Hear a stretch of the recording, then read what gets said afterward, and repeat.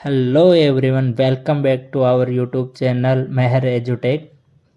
आज हम बात करने जा रहे हैं बीएससी सेकेंड ईयर के पेपर बॉटनी के पेपर नंबर 1 की, जिसके कुछ इम्पोर्टेंट क्वेश्चन हमने बनाए हैं। कड़ी मेहनत करके ये क्वेश्चन बनाया है, जो इस प्रकार है। जैसे define totipotency, what is anther culture, anther culture के बारे में।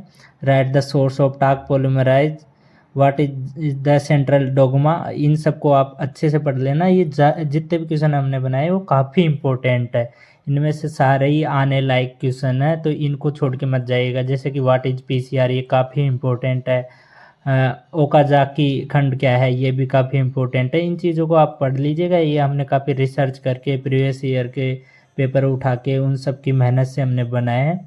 और जैसे यूनिट 1 के जो इम्पोर्टेंट क्वेश्चन है, ये मेल्सन एंड स्टॉल प्रयोग का वर्णन कीजिए एंड डीएनए प्रतिकृति में इसकी महत्ता को समझाइए, ये भी काफ़ी इम्पोर्टेंट है। और जो शॉर्ट नोट्स टाइप के क्वेश्चन है, जैसे न्यूक्लियोसोम मॉडल्स के बारे में, physical and chemical property of DNA, DNA की फिजिकल एंड केमिकल प्रॉपर्टी, तो ये भी पढ़ लीजिएगा, ये भी काफ़ी इम्पोर्टेंट है। और आपके जैसे यूनिट सेकेंड पे जब हम आते हैं, तो यूनिट सेकेंड में describe the process of transcription of prokaryotes and eukaryotes के बारे में लिख लीजिएगा, ये भी इम्पोर्टेंट है, इसको ज़रूर पढ़ लेना।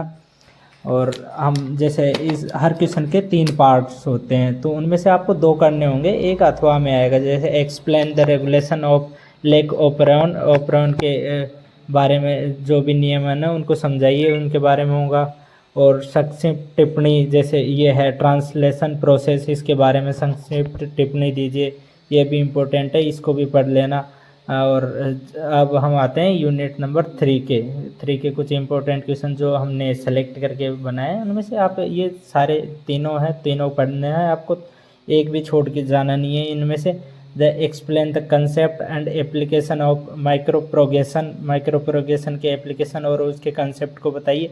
जब आप एग्ज़ाम में पेपर लिखो तो उसको पहले उसको एक्सप्लेन करना, उसकी परिभाषा लिखना, उसके एप्लीकेशन वगैरह, उनका अगर कोई डायग्राम है तो डायग्राम भी ज़रूर बना के आना है आपको। और यूनिवर्सिटी से रिलेटेड कोई भी इन्फो अगर आपको चाहिए तो हमारे टेलीग्राम चैनल को ज़रूर ज्वाइन कर लेना, वहाँ पे आपको सारी इन्फॉर्मेशन मिल जाएगी। और आगे भी हम केस पेपर डालते रहेंगे, इसलिए हमारे टेलीग्राम चैनल को ज़रूर ज्वाइन कर लेना। जैसे ये हुआ describe the protoplast culture and its application, तो उसमें इसमें पहले उसकी प्रोसेस वगैरह बतानी है, उसके क्या होता है, कैसे वर्किंग है, उसके एप्लीकेशन क्या है, वो सारी चीज़ें आपको बता के आनी है।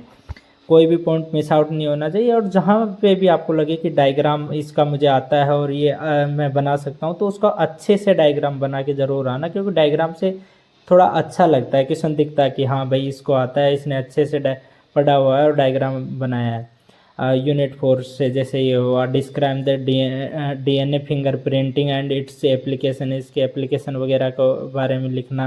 डीएनए फिंगर प्रिंटिंग क्या होती है उस चीज़ को डिस्क्राइब करना। तो सारी एक प्रोसेस में डिस्क्राइब वो करना, जैसे पहले डिस्क्राइब किया उसको, उसकी परिभाषा वगैरह जो भी चीज़ें वो लिखी, फिर उसके एप्लीकेशन वगैरह पॉइंट आउट करके लिखना कि हाँ ये एप्लीकेशन यहाँ से स्टार्ट होते हैं, वो चीज़ हुआ।